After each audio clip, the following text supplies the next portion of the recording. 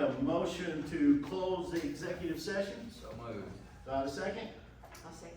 All in favor? Aye. Okay, based on the closed executive session, we need to have a motion to consider our RWI, council complaint, case council, to send, the raw water intake evaluation, by a third party, to Big Sandy as insurance council. Do I have a motion to approve our council to do that? So moved. Do I have a second? All in favor? Aye. Thank you.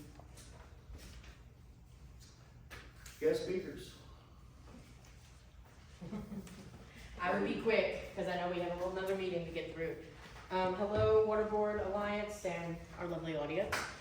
Just wanted to come real quick with a couple of things. First is an update regarding the Mountain Drinking Water Project, which is a very core project that what brought me home in the first place when it comes to water work.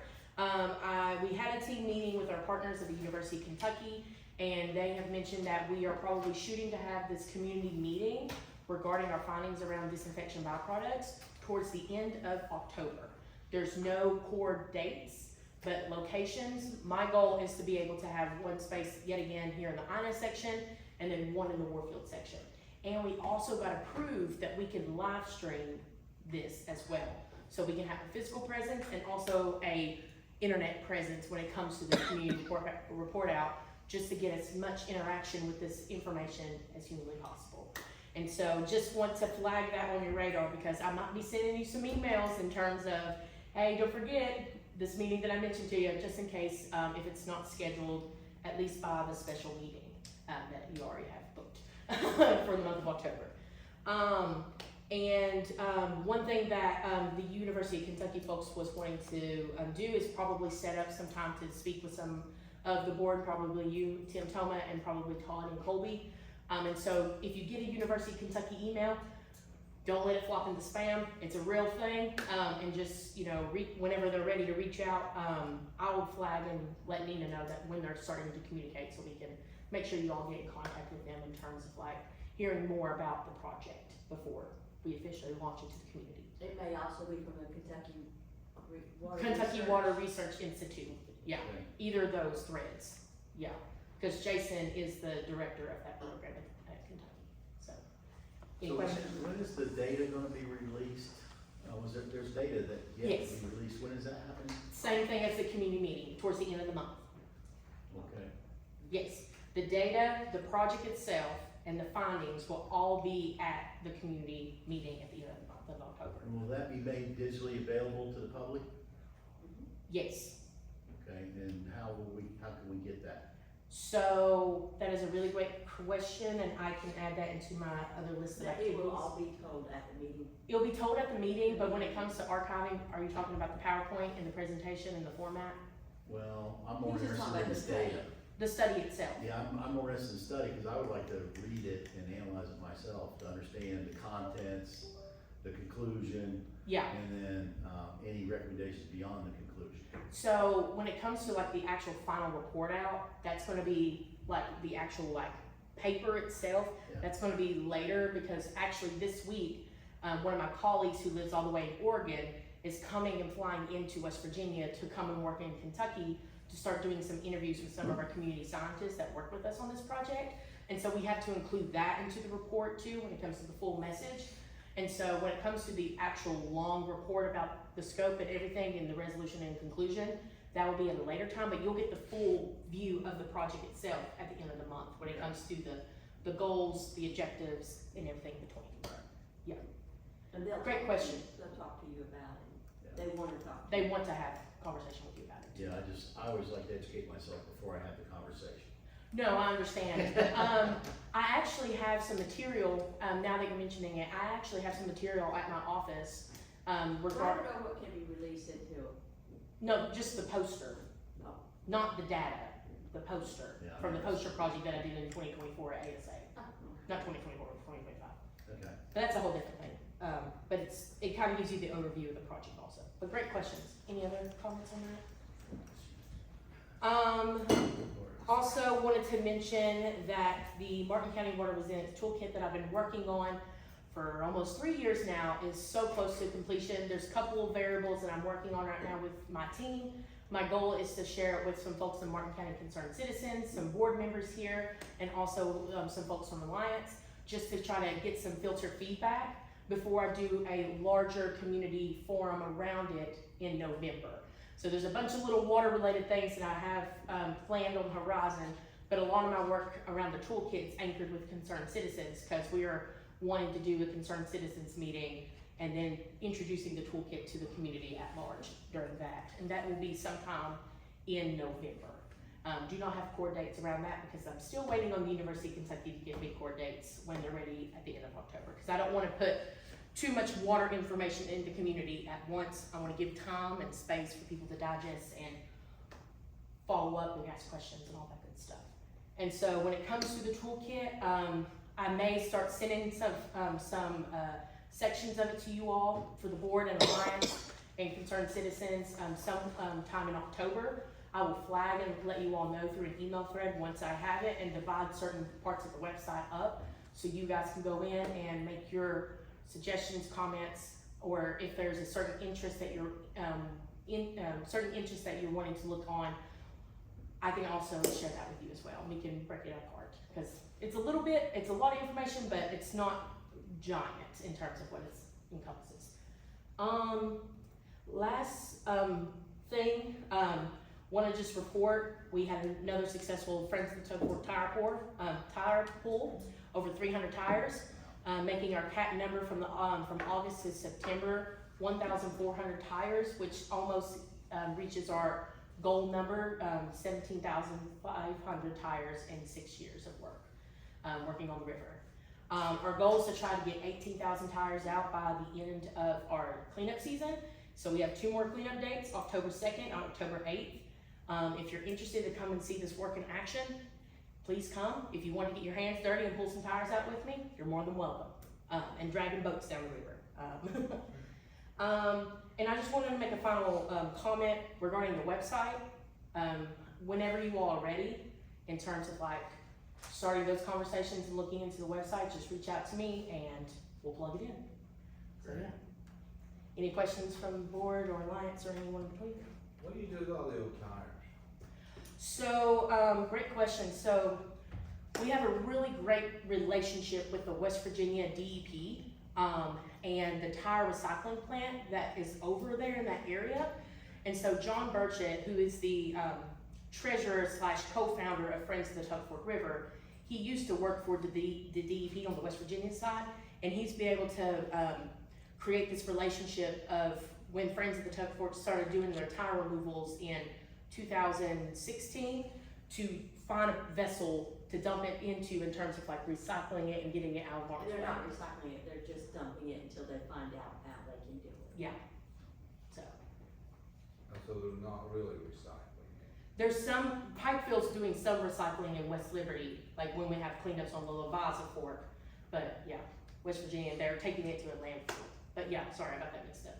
Pikeville, we have a recycling plant where we go to. West Virginia, they take it to a landfill until further instruction. Sorry, thank you for correcting me, my brain's all over the place. That is all. But any other questions, comments? All right, thank you. We're good, thank you.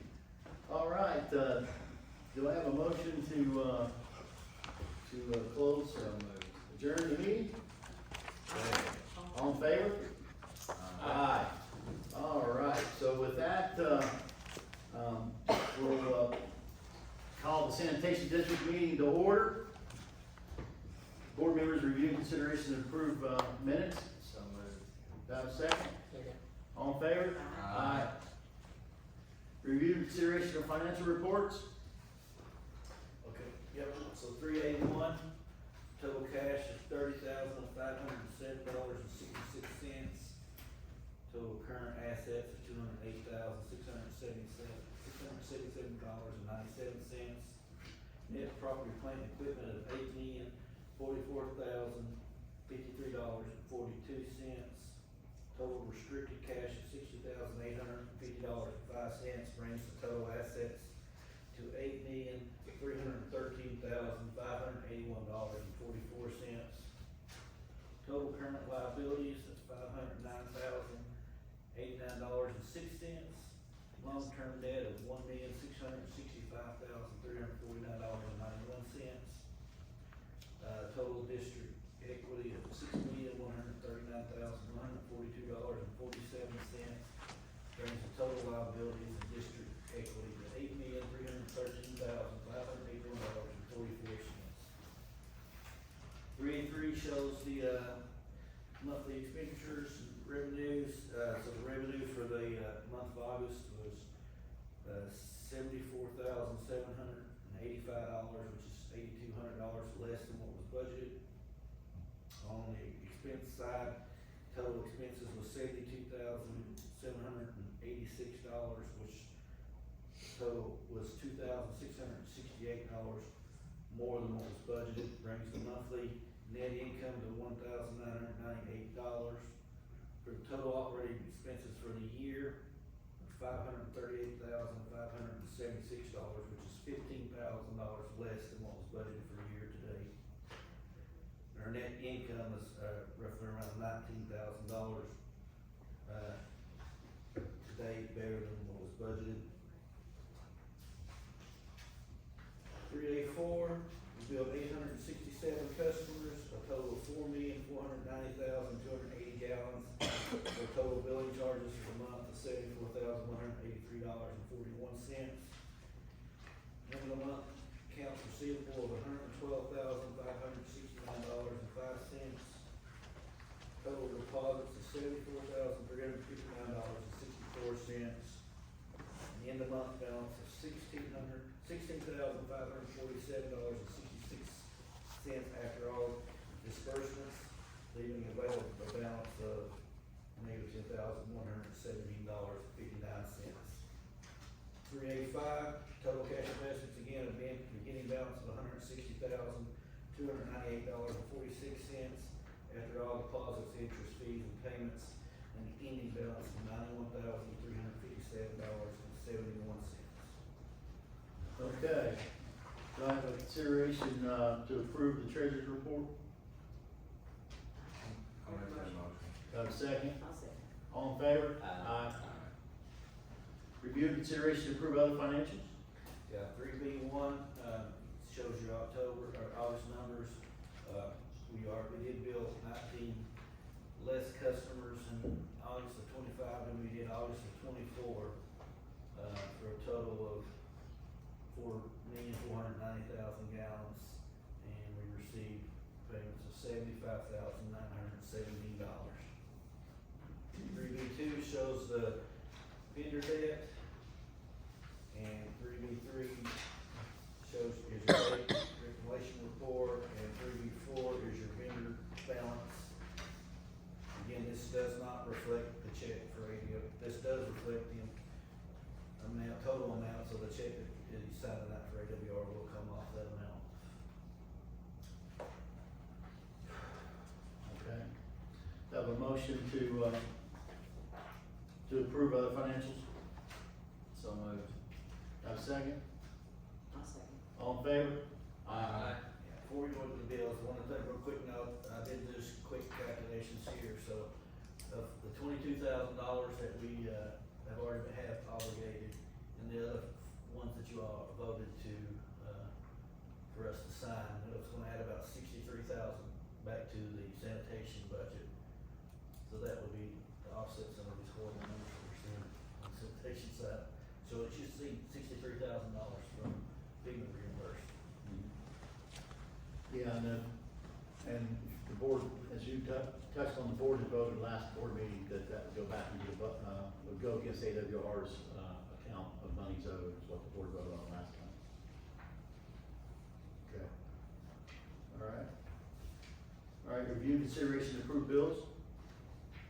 Yeah, so you see the list of bills there, the only thing that really, stands out is the two prime invoices that are due, there's for the Kane building, sewer improvement project, and the preliminary engineering report for the Kane building. Everything else is your utilities or your AWR payments.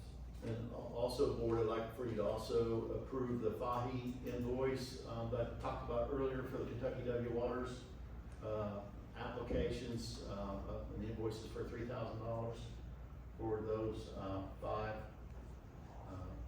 applications. I make a motion with that bill. Do I have a second? Second. All in favor? Aye. Legal. Dustin? The first item is update board on tariff legal review and posting. We've talked about that earlier. I need to just, finish looking at what, Brian sent to me and what you sent to me, Tim. The next item is status of draft easement agreement for DeBell Road project, lift station. And that's another matter that Brian Cumbo is finishing up on. I think you communicated with him earlier today about that, and you're getting some information together to submit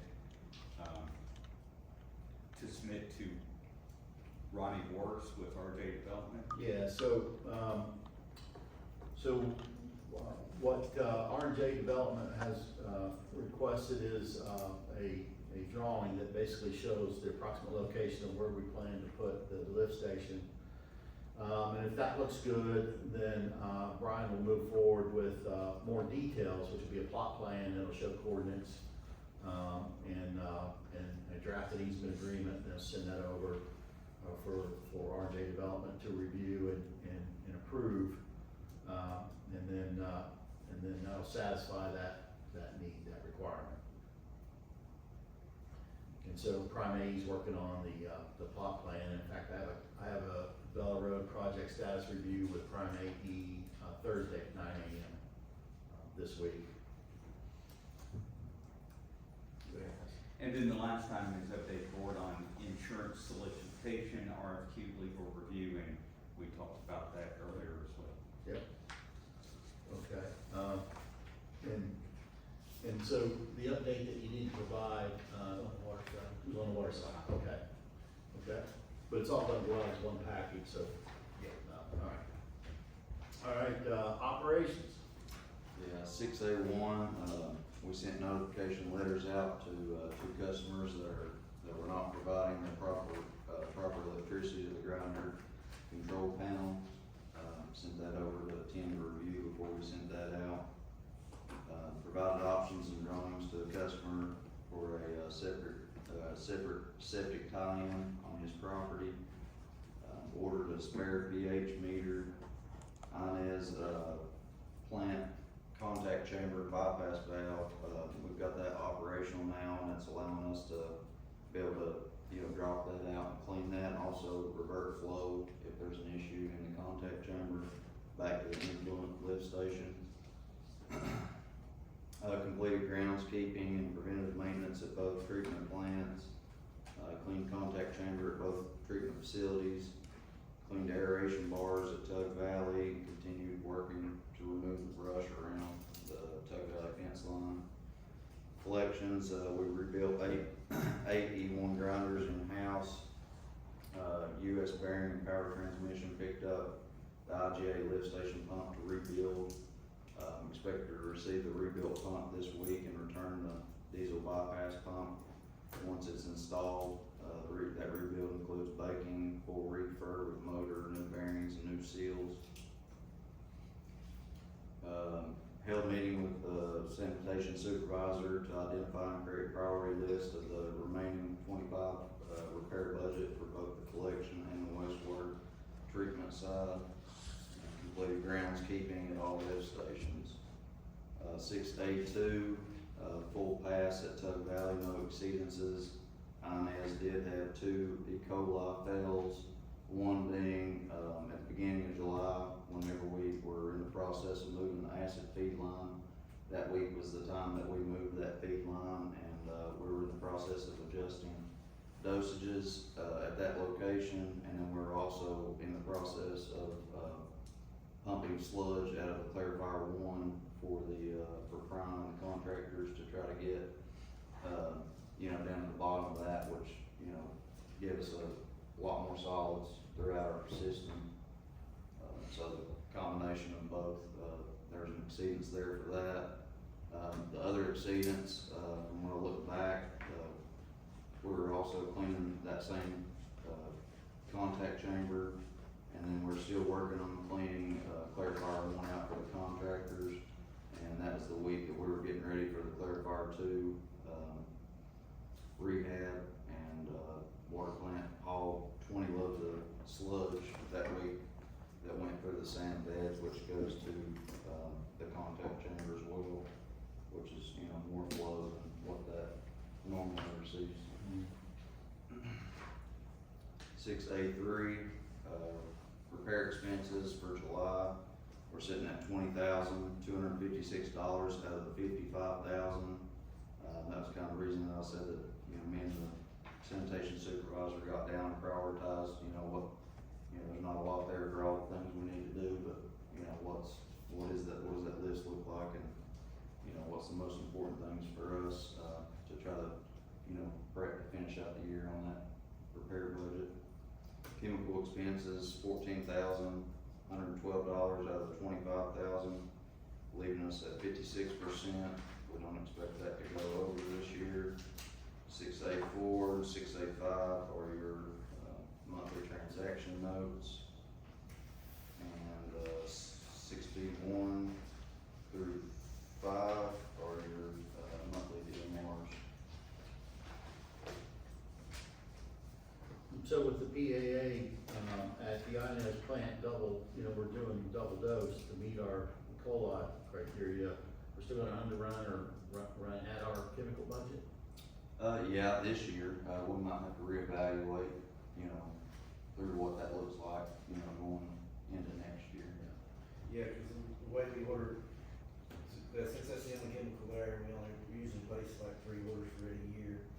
So, actually, coming into this year, and from the last year, we actually ordered a dosage that's carried us into a big portion of this year, so. Yeah, we did have carryover from last year. Okay, well, that explains how we're able to finish that budget or under with the increase in dose, because we doubled the dose to meet the E. coli criteria based on the engineered calculation of what we need. Yeah. Okay. All right. So, I got a question, Yeah. why do we, when you're doing Harvest Fest, the stench behind the courthouse is absolutely atrocious. Should we be getting that? I mean, why do we have the city of Inez stinking like sewer? We got all these people here, is the plant just not doing it, is somebody dumping raw sewage? What's the deal? Well, I actually came down and evaluated that, a couple days before the Harvest Fest. And at first I thought initially that it might be the lift station there, that sits behind it, but that's gasketed and sealed, so there's no odors coming from that. But what I tracked it down to, and where I thought it was coming from, was, what's now I'll call it general store. If you stand, near that, The new one, the little thing they got? where they built the new porch onto, it used to be the records, I think. But if you stand around that area, it's like it's coming down, so here's what I think, is I think it was coming from a sewer vent pipe on the building, cause the building plumbing has to breathe. But I think that building is going into a septic tank, and I don't think the septic tank had any water in it. So I'm thinking it was getting odors back through the pipe, is what I think, the vent pipe. And that's the only thing I could figure out where it was coming from, because nowhere in Inez do we have combined sewers. That don't exist, so it's not coming from any of the storm drains. So the only thing it can come from is either a lift station, which the lift station's sealed, or it's coming from the sanitation drain vent pipes off of a building. That's all it can come off of. So, my thoughts was I'd ask some folks to run water and see if they could fill up all the traps and the septic tank, and so everything, keep gases from coming back. Cause that's what I think is happening, but unless you run a tracer on it, there's no way to know. You have to actually run a gas tracer to figure out what's going on. Well, it seemed like where I was sitting, which was by the annex over there behind the old courthouse. Yeah, you were close to the And it stage. seemed like when you got that breeze coming up from the creek, that's when it was really bad. There is a place right there at the bridge that when we clean up, we see a lot of, Yeah, what looks like it's going into the creek, doesn't it? yeah, there's a pipe that's where the bridge is, where the senior citizens and downtown like connects. Yeah. There's this like rusted pipe, and I had photos on my phone, of this area that was having this foam buildup. But it doesn't have a real. It doesn't have a smell real like that. strong smell, but I saw that pipe in the past 2 years that I've cleaned City Walk What area is- for, Yeah, so AWR, can you take a look at, I wasn't unaware of that pipe, but yeah, what's it? it just hit me like a ton of bricks, that's on me. because of the odor issue, Seems to be new since that was built too. I mean, the bad smell, because mostly we see stuff down there, Yeah. it's not so much as. Yeah, the only time when the smell is very strong is like summer peak, like when I run downtown, like that's when it like hits the most where the stage and the walk trail is. But I can show you where that pipe is, like I have a direct We look can at check it. that out, we'll also check in the lift station run pattern and make sure if there's anything we can do to. It's probably I think it's coming off of building vent. I'm talking about pipe vent, because pipes can't gravity drain unless they have a vent. If what they're draining into doesn't have the proper being on track, the courthouse. gases can come back. So, but let's They've had issues. let's evaluate and see if we can identify what the problem is.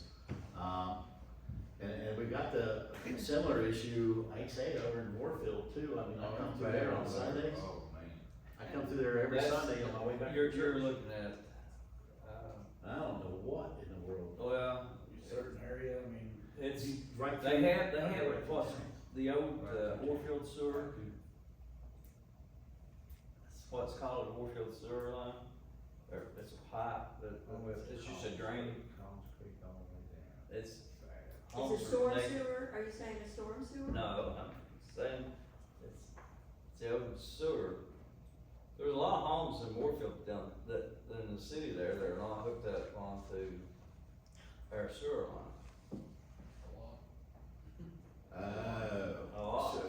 So you're saying they've got septic tanks that are just discharging into what? Nothing? Into a line that probably runs straight to the river. Oh, my God. I'm just saying. It is what it is. Yeah, okay. Well, If you come across an area that you have, let me know, I mean, we can check it out, I mean, I don't, you'd have to get, The next thing I was gonna bring up is Fourth Street, cause you know, I go over there too. listen, It's probably, it's. at worse. one time, the, Family Dollar store, it got so bad in there that they absolutely, the girls that worked there was, they. well, I would just like for us to check out what's going on in Warfield. I know, I hear what you're saying, and I believe what you're saying. I just want to know, okay, we've looked at this, here's the root cause. And then from the root cause, then we can talk to others about, is there anything we can do to fix it? You know, to say that, you know, For fixing it would have been, had everybody in Warfield mandatory well, hook up onto that. I get it. I That just, would have helped a whole I would just like to have the root cause identified so that I could go to others and say, here's the problem, here's a solution, how do you wanna handle it? Because it gets outside of this board's authority, in my opinion. But at least we can make folks aware. There was supposed to be like 800 signatures, I'm thinking about 800 for, the Warfield side, and there's only, what, 400 customers? Roughly, so it's about 430. we have 800 total, so.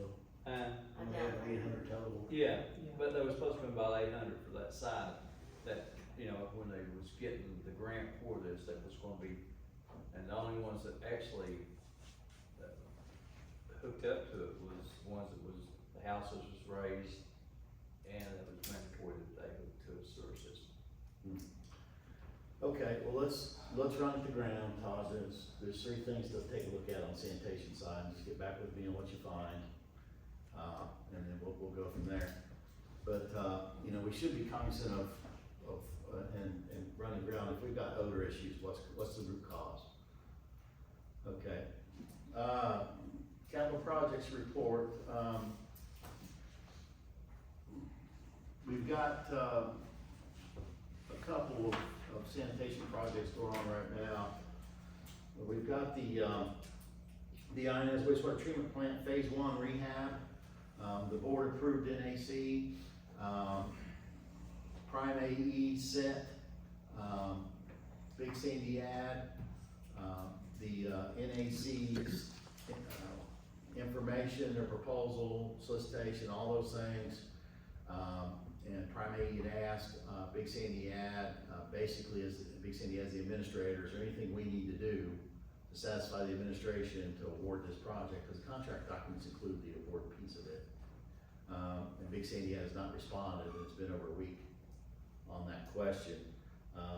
And so I'll be pushing Prime AE and Big Sandy ad to bring that to fruition so that we can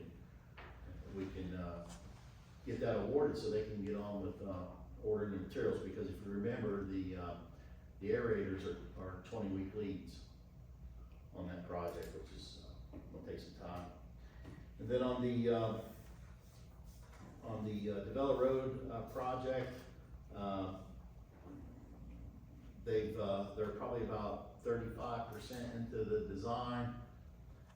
We went through 4 different cost evaluations, and in fact, the most cost-effective thing to do is not run the sanitation line down Highway 3. It's actually more cost-effective to run it on Blackberry Road. Where people live anyway. Yeah, but Kentucky Transportation Cabinet, there was a lot of issues with trying to run it on Highway 3. But that design is progressing along pretty good. And like I said, I've got a meeting Thursday at 9 a.m. on that. And then as also part of that project is the sanitation master plan. And it's about 25% done. I went through it a week ago and marked it up, sent it back to them. There's still a lot of work to do, but it's coming along pretty good. So that's where we're at on our 2 projects.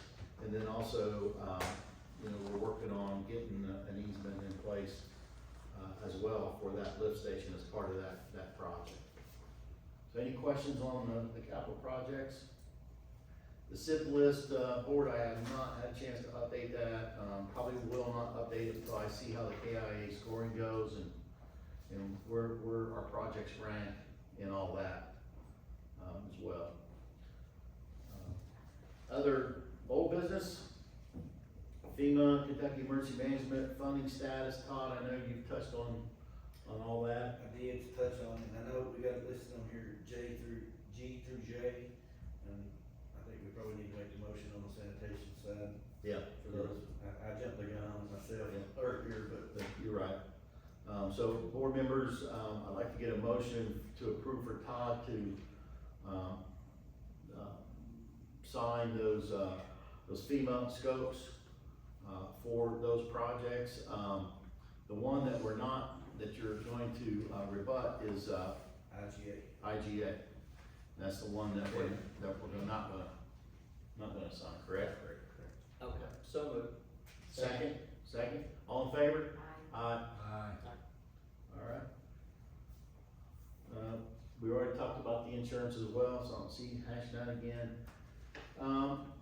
Chairman provides status of the Kane Hotel septic tank request for quotation. I have not generated that document. I have not had a meeting with Mr. Staten yet. I need to schedule that. I just have not had time to take care of that. It's on me. I will get that meeting scheduled. I think it's important that I sit down with Leonard and go through the scope of work and go through the drawings and just make sure that we're all on board with that. And so that's on me to do. I'll try to get that done before our special meeting of October 14th. Chairman, update the board regarding the 5 Kentucky W Waters applications. Those applications went in, they're good. KI had no responses, no issues, no concerns. So we're good there. Chairman, update board on INS wastewater treatment plant PA disinfection submittal of KDOW. Right now, Prime AE is assembling that submittal. I have not seen it in draft yet. I know they've asked Todd for additional information. We've provided them everything that they've asked for, I believe. This past week you did, yeah. And so they should have everything they need to finish that. They'll finish it, but they'll give it to me for cursory review. And then also, Todd, they'll schedule with AWR the timeline for that 6-month trial. And so that's a work in progress. Chairman, update the board regarding the building office lease options. Again, that same thing as I touched on in water. We're exploring a grant option this time.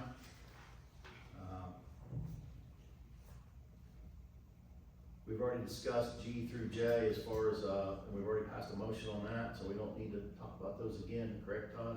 Correct. Yeah. All right, other new business. Consider motion for the chairman to sign KIA agreement for the INS wastewater treatment plant rehab project previously approved by this board.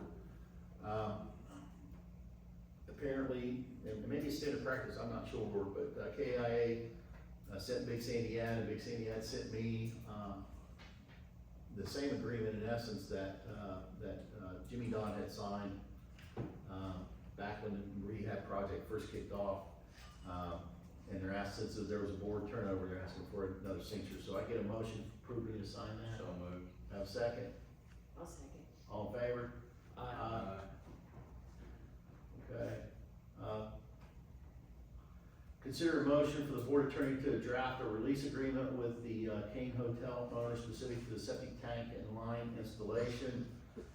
Board members, typically when we take on a project of this nature, normally what we'll do is we'll ask the entity involved in this case, the Kane Hotel owners, to sign a release agreement that if we execute this project, then they release us of any claims or conditions, something of that nature. I have not spoken to Dustin about this per se, but I think it's something that I would like to talk to the owners about, but I don't want to talk to them about without this board's approval. And all it's meant to do is just protect both parties in essence. Make a motion, you do that. Second. All in favor? Aye. Okay, consider a motion for chairman to work with board attorney to draft, that's the same thing. Yeah, you got in there twice. Yeah. Consider a motion for method to calculate businesses only percentage of water discharge to sanitation.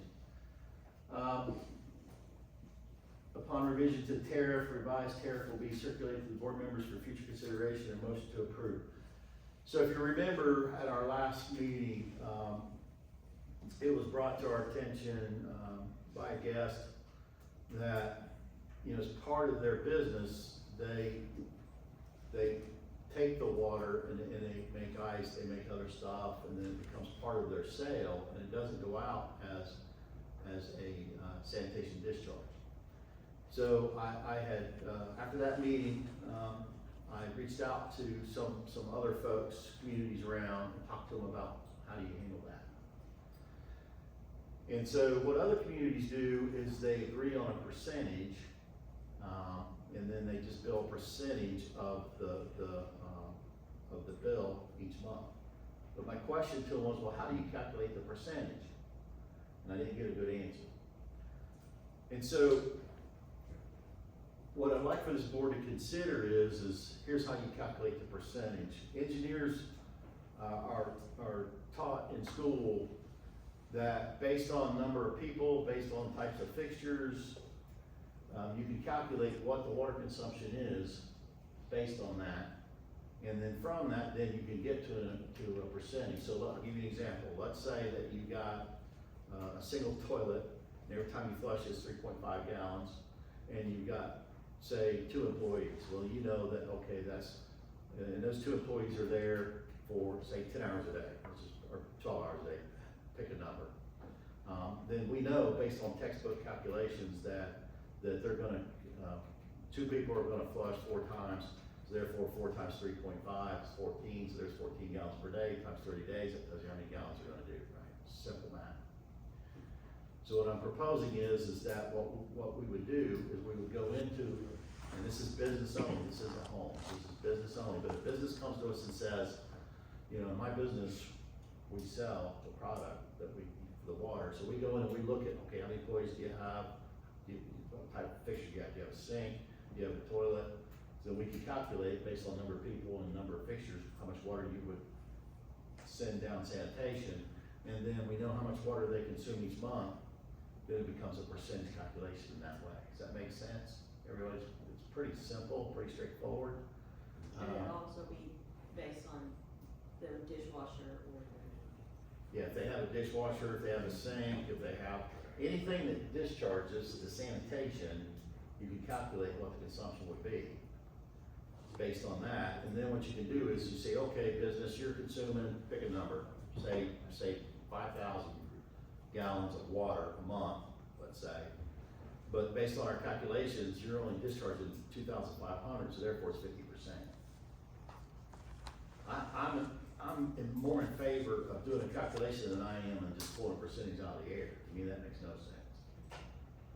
But you can and so what I would do is if the board approves this, to go down this path, what I'll do is I'll go back to the sanitation, tariff, and I'll modify it to incorporate this and the calculation, the engineer calculation of what you did, how you go about getting there.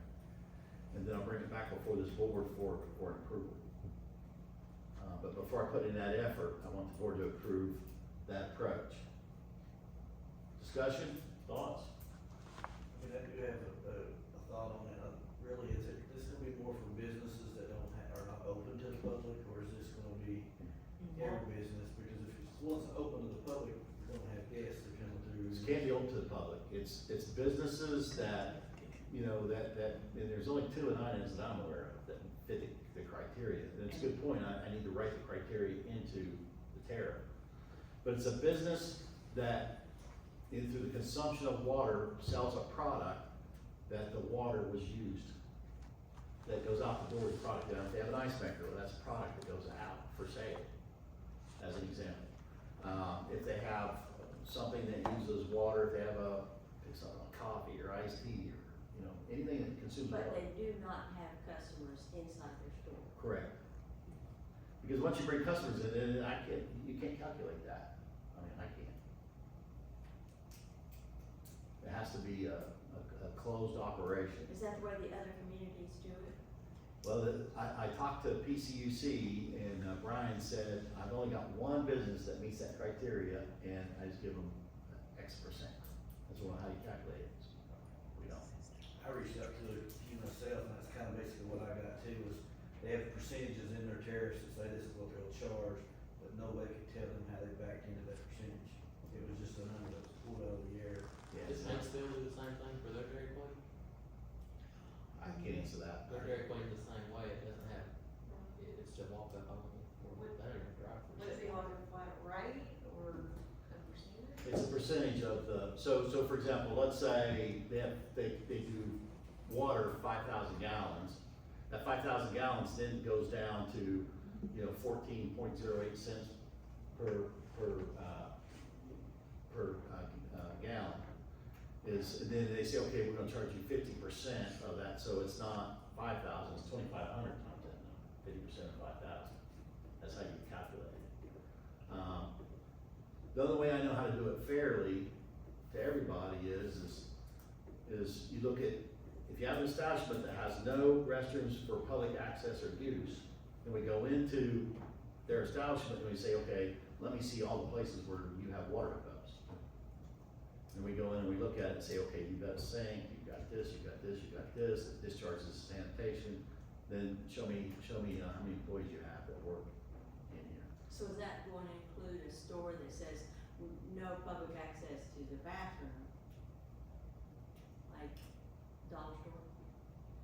It has to be Dollar store a has business, public access. Now, it has to be a business that, Both of them here do. it has to be a business where the water they consume is going out in sales. You know what I'm saying? It has to be. The dollar store doesn't sell that. Right. They don't have ice machines and, or an ice maker at the dollar. All the gas stations. But they have public All the gas places. Right. Yeah. Car wash?